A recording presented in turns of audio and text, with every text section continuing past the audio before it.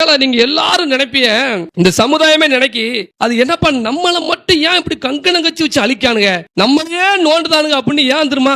அந்த சேர சோழ பாண்டியருடைய வம்சம், அந்த வம்சாவளி உலகத்தையே கட்டி ஆண்டிருக்கான். புரியுதா உங்களுக்கு? அந்த இனம் தான் நம்ம இனம். இந்த இனம் மீண்டும் இனிமே வந்துடக்கூடாது, இவனு ஆளுமையா எந்த இடத்துல இனிமேல் வந்துட்டானுன்னா இவனோட அழிக்கவே முடியாதுன்னு சொல்லிதான் நம்மள அதிகாரத்துல இருந்து அழிக்கிறதுக்கு மிகப்பெரிய சதி. நீ நினைச்சுக்கிட்டு இருக்க தமிழ்நாட்டுல சதி நடக்கணும் கிடையாது. இது உலகத்துல ஒரு முக்கிய புள்ளி இருந்து அங்க இருந்து செயல்படுத்துறான். இந்தியாவோட கலாச்சாரம், தமிழ்நாட்டோட கலாச்சாரத்தை அழிக்கணும், கோவில்களை அழிக்கணும் அப்படின்னு சொன்னா இந்த இனத்தை அழிக்கணும்.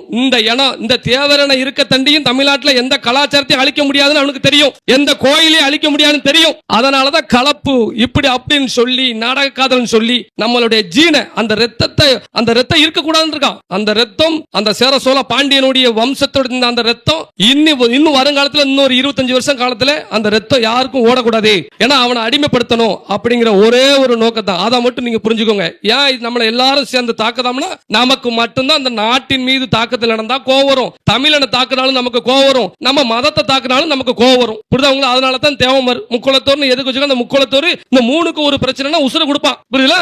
ஆட்டோமேட்டிக் கோவம், ஆட்டோமேட்டிக். இந்தியாவில் எந்த ஒரு இடத்துல இப்ப டெல்லியில குண்டு வச்சுட்டான், எல்லாரும் வருத்தப்பட்டமா படலையா?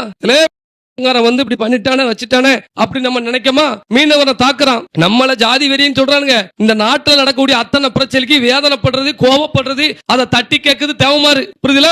ஏன்னா அது இயற்கை ரத்தம், ஜீன். அப்படி உலகத்தையே கட்டி ஆண்டிருக்கும். அந்த உலகத்தை காப்பாத்தான் இந்த தேவனை படைச்சிருக்கான் அப்படிங்கிறது ஒட்டுமொத்தவனுக்கு தெரியும். அதை தெரிஞ்சுக்கிட்டு தான் அவன் இந்த இனத்தை இப்படி பேசி பேசி அழிச்சுக்கிட்டே வர. ஒரு பிட்டு வரலாறு கிடையாது, ஒரு ஆதாரம் கிடையாது, ஒரு சொட்டு ஆதாரம் கிடையாது, ஒரு பிட்டு.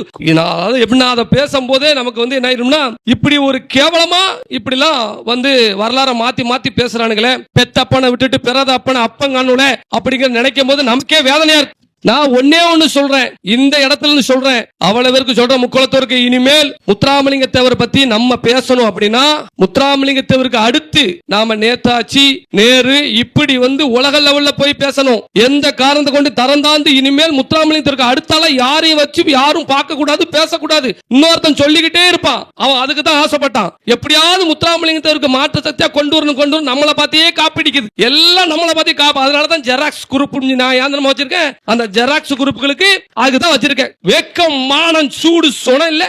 அடுத்த சாதியோட பேர, சமுதாயத்தோட பேர திருடுறமே நம்மள என்ன நினைப்பாங்கிறது கொஞ்சம் கூட இல்லாம இத பண்றானுங்க.